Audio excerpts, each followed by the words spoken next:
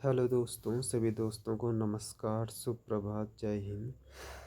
दोस्तों, हम लोग निकल चुके हैं अपने सफ़र पे और आज सुबह हम निकल गए थे 9 बजे लगभग आईएसबीटी देहरादून से। और हम निकले हैं सेलाकुई के लिए। तो यहाँ पे हमने ऑलरेडी मैं एक वीडियो बना चुका हूँ।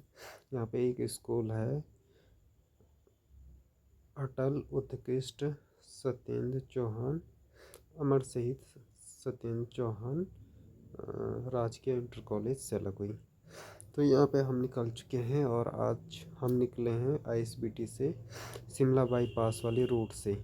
और एक दूसरा रूट है, मैं ऑलरेडी दूसरी वीडियो में इससे पहले जो वीडियो बनाई थी इसी पे उस पे बता चुका हूँ। दूसरा रूट है मंडी से। तो ये वाले रास्ते से इस समय हम जा रहे हैं। ये है आपका शिमला बाईपास से, ये जाता है आपका बोडोवाला, बुड्डी, नया गांव, पीडियो और यहाँ से होते हुए सेलाकुई विकास नगर। तो दोस्तों, आप देख सकते हैं ये हम पहुंच चुके हैं,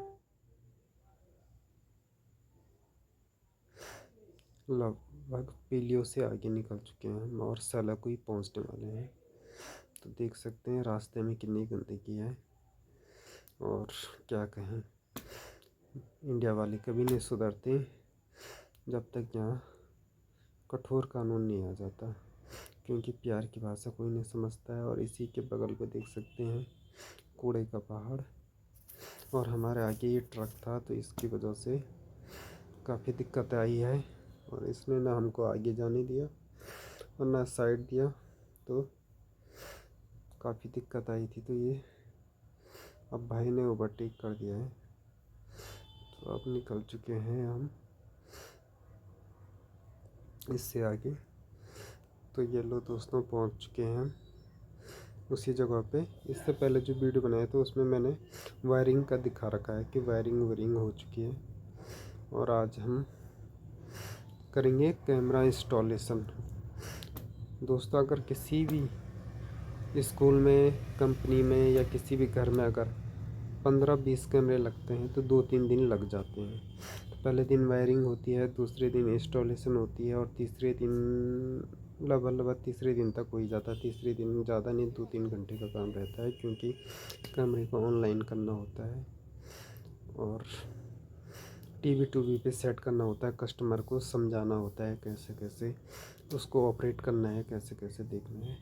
तो आज दूसरा दिन था, तो पहले दिन तो हमने वायरिंग की और दूसरे दिन हमने कैमरा इंस्टॉलेशन किया और 1-2 वायरिंग रह गई थी, 1-2 कैमरे के। तो ये देख सकते हैं आप, यहाँ पे मैं वायरिंग कर रहा हूँ।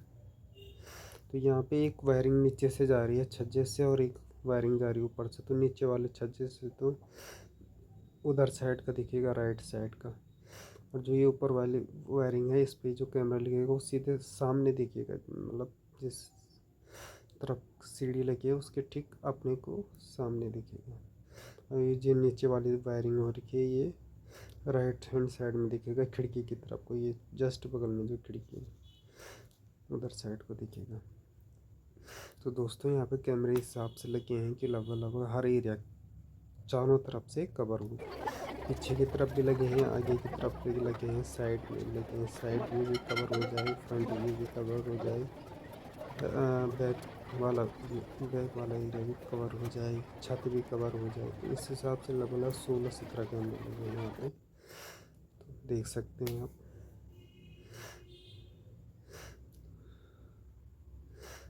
यहाँ पे मैं लगा रहा हूँ कैमरा।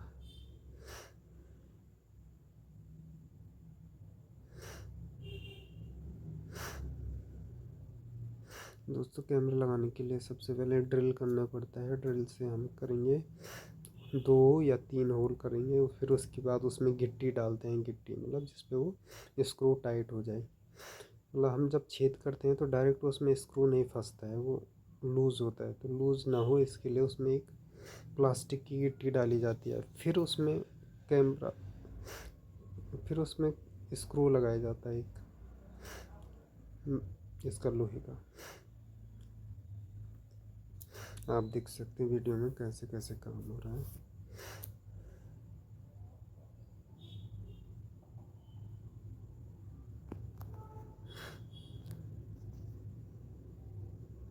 दोस्तों बाहर की तरफ नहीं था कोई स्विच, तो हमने यहाँ से खिड़की से इस खिड़की के बगल की खिड़की में जस्ट दूसरी खिड़की है, वहाँ से तार अंदर डाली क्लासरूम में, तो वहाँ से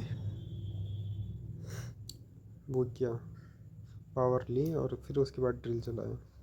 तो अगर आप कैमरे का काम करते हैं तो या कभी ड्रिल का यूज़ करते हैं तो ड्रिल का जो वायर है वो जितना ज़्यादा लंबा हो, कम से कम 20 मीटर 15 मीटर, तो उतना अच्छा रहता है। तो दोस्तों एक बात मैं और कहना चाहता हूँ, अगर आप भी अपनी राय रखना चाहते हैं इस सब्जेक्ट पे, क्योंकि ये सोशल टॉपिक है, से संबंधित है एक, कि मेरे को जब मैं यहाँ पे हम विज़िट करने आए थे यहाँ पे इस स्कूल में, तो यहाँ पे मुझे लगा कि उस दिन तो क्योंकि छुट्टी थी, तो मुझे लगा क्योंकि सरकारी स्कूल है तो मुझे लगा ऐसे ही 100-150 बच्चे होंगे। लेकिन आपको ये जानकारी हैरान होगी, जो ये स्कूल है उत्तराखंड देहरादून सेलाकुई में है और ये सरकारी स्कूल है। यहाँ पे लगभग 800-900 बच्चे लगे मुझे, क्योंकि दूसरे दिन हम आए जब, तो यहाँ पे बहुत सारे बच्चे थे, तो 800-900 बच्चे हैं। यहाँ पे सारी सुविधाएं हैं, तो आप देख सकते हैं अगर सरकार अच्छी फैसिलिटी देती है, जैसे अच्छी बिल्डिंग है, कैमरे लगे हैं, मॉनिटरिंग हो रही है वहाँ पे कि टीचर टाइम पे आ रहा है कि नहीं आ रहा है, क्लासरूम में भी कैमरे, वहाँ पे जो प्रिंसिपल कह रहे थे वो कह रहे थे क्लास में भी कैमरे लगेंगे, तो सब एक वो रिस्पॉन्सिबिलिटी कहें, अकाउंटेबिलिटी बन जाती है। क्योंकि इंडिया में ऐसा है ना कि सरकारी है तो कोई ना पढ़ाना चाहता है, ना इलाज करना चाहता है, ना कोई भी हो, सरकारी कोई डिपार्टमेंट हो तो लापरवाही होती है, क्योंकि अकाउंटेबिलिटी है नहीं किसी पे, ना कोई पेनल्टी लगती है ना कुछ लगता है। तो इस प्रकार की दिक्कतें हैं। तो यहाँ पे ये अटल उत्कृष्ट वाले जितने भी स्कूल देखे मैंने यहाँ पे, तो इनकी हालत काफ़ी अच्छी हो रखी है। इनका क्या बोलते हैं उसको, जीर्णोद्धार या आधुनिकीकरण,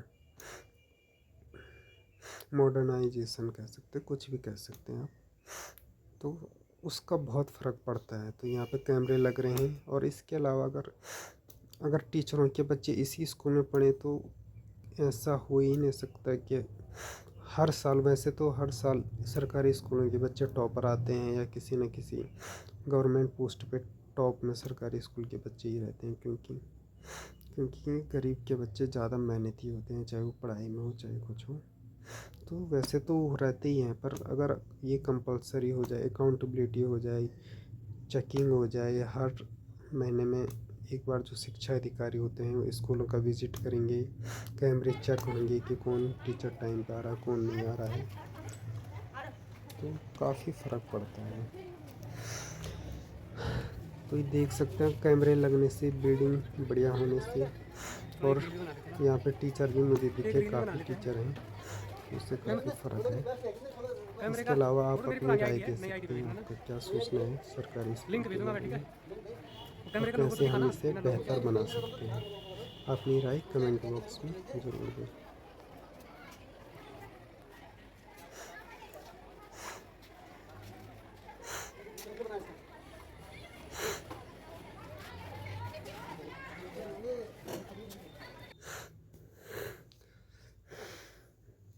दोस्तों जो ये वाला कैमरा देख सकते हैं, ये लगा है आपका, यहाँ पे बच्चे खाना खाते हैं, देखिए क्या बोल सकते हैं इसको,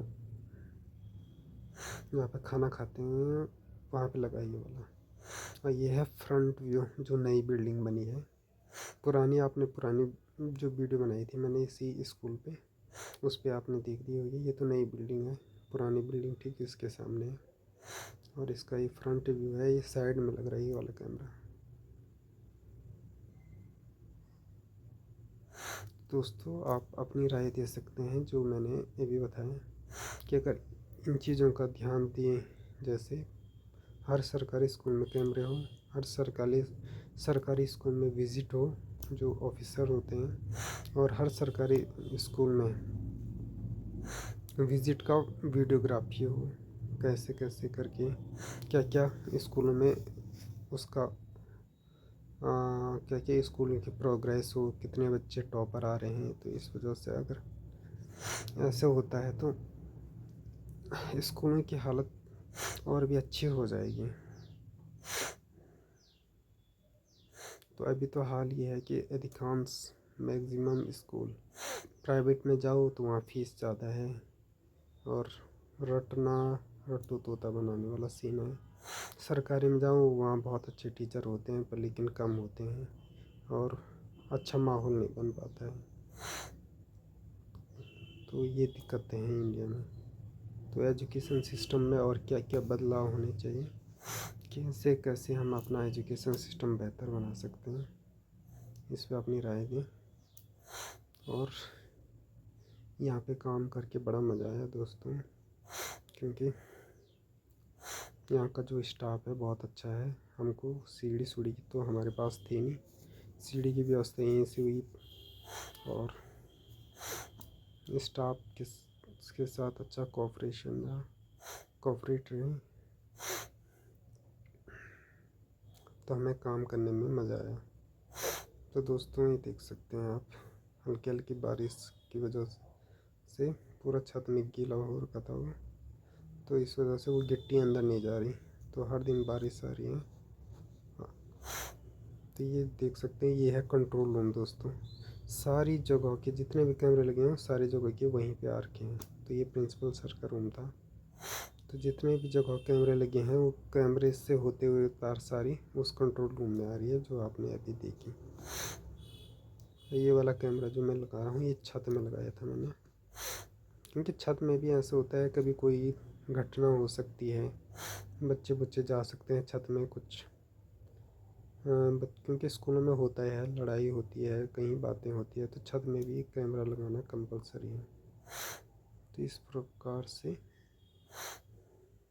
स्कूल की सिक्योरिटी बने रहें और कोई अप्रिय घटना ना हो। तो इसलिए जो प्रधानाचार्य हैं, जो वहाँ का मैनेजमेंट है, उनका अच्छे मैनेजमेंट का है। जो अटल उत्कृष्ट वाले जो स्कूल हैं वहाँ पे हर चीज़ बेहतर हो रही है, चाहे वहाँ की स्कूल की बिल्डिंग हो, चाहे वहाँ का मैनेजमेंट हो, चाहे वहाँ का स्टाफ हो, चाहे वहाँ का पढ़ाने का सिस्टम हो। तो दोस्तों आपको एक चीज़ और बतानी थी, वहाँ पे जो क्लासरूम है वो बिल्कुल डिजिटल हैं, जैसे प्राइवेटों में भी नहीं है अभी ऐसी व्यवस्था।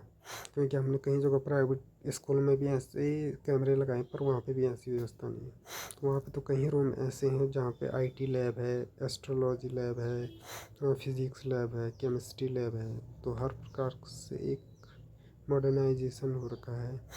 तो बहुत अच्छी व्यवस्था है। क्लासरूम में जो बोर्ड लगे हैं वो पुराने ज़माने वाले बोर्ड नहीं लगे हैं, चौक वाले, वो या तो मार्कर वाले लगे हैं और या तो मार्कर वाले लगे हैं या डिजिटल वाले लगे हैं। ये टॉपरों की लिस्ट लगी है यहाँ पे। और ये है NVR और ये है नेटवर्क रैक। तो ये यहाँ पे आ रहे हैं सारे तार। ये पुराना वाला DVR जो नीचे रखा है, पुराना वाला DVR था। तो दोस्तों सारा काम निपटा के हम निकल गए हैं सेलाकुई से। तो देख सकते हैं आप, रास्ते में जाम की समस्या है दोस्तों। बहुत चौड़ी रोड है, फिर भी देख सकते हैं लोग 3-3 4-4 लाइन लगा रखी है गाड़ी वालों ने। लेफ़्ट साइड में आप सब देख सकते हैं 2-2 3-3 लाइन लगी है और राइट साइड में एक लाइन। तो इस वजह से भी ट्रैफिक की समस्या आती है। और इसके अलावा गाड़ियों की जो संख्या है देहरादून या किसी भी शहर में वो बहुत ज़्यादा बढ़ चुकी है। तो दोस्तों इसका मतलब ये नहीं है कि अगर हम रोड को चौड़ी करेंगे तो ट्रैफिक की समस्या दूर हो जाएगी। कभी हमें सिंगल रोड हुआ करती थी तो फिर भी ट्रैफिक नहीं रहता था, फिर डबल लेन आई, फिर ट्रिपल लेन आई। लेकिन जैसे जैसे लेन बढ़ती है तो वैसे वैसे गाड़ियों की संख्या भी बढ़ती जाती है, गाड़ियाँ भी सस्ती हो रही है, हर आदमी गाड़ी ले रहा है। जबकि इंडिया में लगभग 20 या 25% ही लोगों के पास गाड़ी है, फिर भी देख सकते हैं। और रोड भी काफ़ी चौड़ी है, double lane triple lane road है, फिर भी देख सकते हैं आप कैसी समस्या है। क्योंकि जो इंडिया में जो आबादी है बहुत ज़्यादा है, अगर उसका 10% लोग भी गाड़ी लेंगे तो बहुत दिक्कत हो जाएगी। तो सरकार को रूल और रेगुलेशन बनाना चाहिए, रेगुलेटरी बनानी चाहिए और इसके अलावा कड़क रूल बनाने चाहिए, क्योंकि कहीं लोग गलत सलत गाड़ी चलाते हैं। खुद हमारा जो ड्राइवर साहब हैं वो देख सकते हैं आप कहाँ गाड़ी चला रहे हैं, रोड से बिल्कुल, और हर कोई जल्दीबाजी में रहता है। तो ये है दोस्तों, रूल का स्ट्रिक्ट ना होना, मैनेजमेंट ना होना। ये देख सकते हैं सांड सड़क पे मज़े ले रहा है, सांड भी उसी पे चढ़ रहा है, ठेली वाला भी उसी पे चल रहा है, ऑटो, ई रिक्शा, हर प्रकार के वाहन उसी पे चल रहे हैं, गाय बैल भैंस हाथी ऊँट घोड़ा सब इसी पे चल रहा है। तो ये दिक्कतें हैं दोस्तों।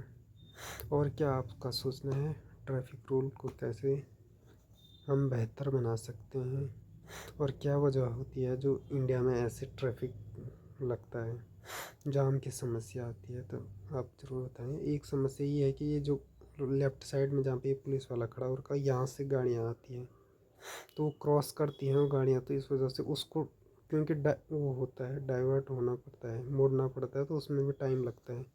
तो यहाँ पे मेन वजह यही है जाम लगने की। तो इसका समस्या का समाधान ये है कि फ्लाईओवर बनेगा, तो फ्लाईओवर बनेगा लेफ्ट वाली लेफ्ट में निकल जाना होगा, तो ऊपर ही करनी चाहिए। दोस्तों आपके क्या विचार हैं ट्रैफिक रूल से संबंधित, कमेंट बॉक्स में अपनी राय जरूर दें और बताएं वीडियो कैसे लगा। वीडियो देखने के लिए आपका बहुत बहुत धन्यवाद।